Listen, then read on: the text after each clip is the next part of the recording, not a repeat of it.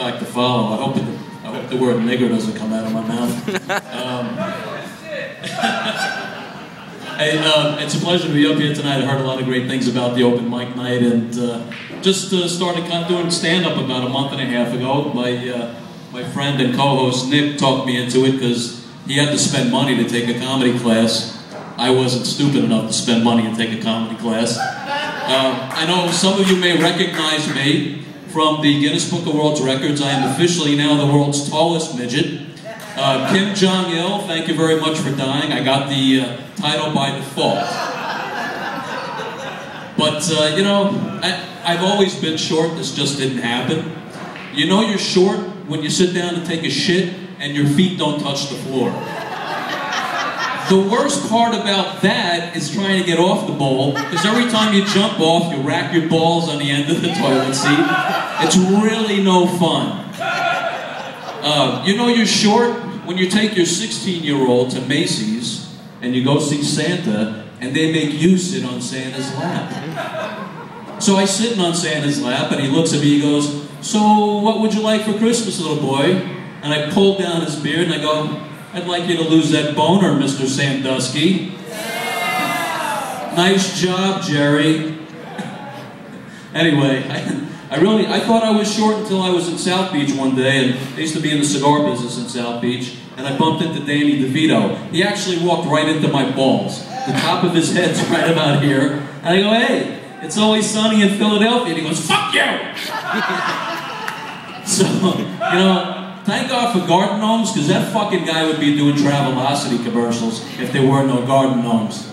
But despite my lack of height, I've always been an expert on women. How do I know?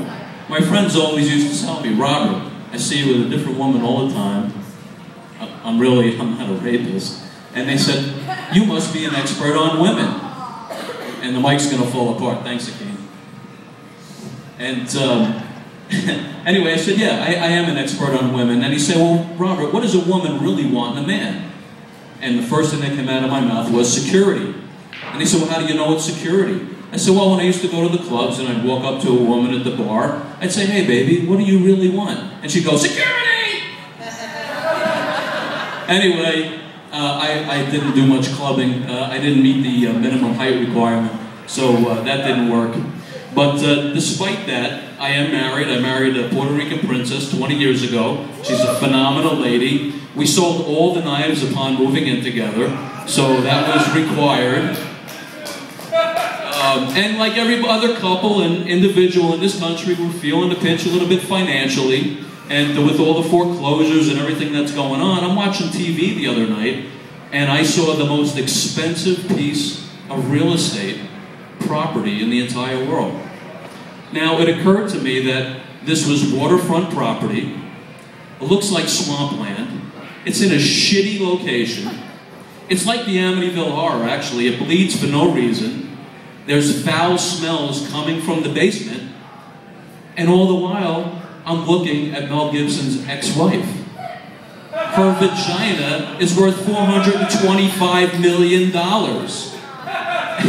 Now, I don't know about you, but that's a fucking rental. You don't own that for $425 million. Her new boyfriend does, actually. He's renting it too. But how much time do I have? 1 minute. Okay. Any Mexicans in the house? Good. Okay, we're gonna make fun of you.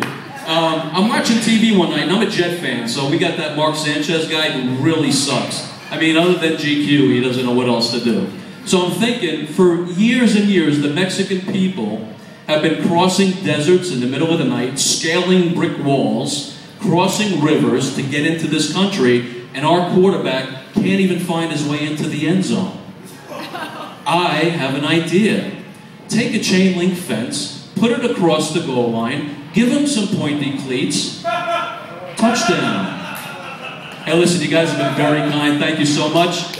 See you again. Have a great time tonight. Carmen, thank you.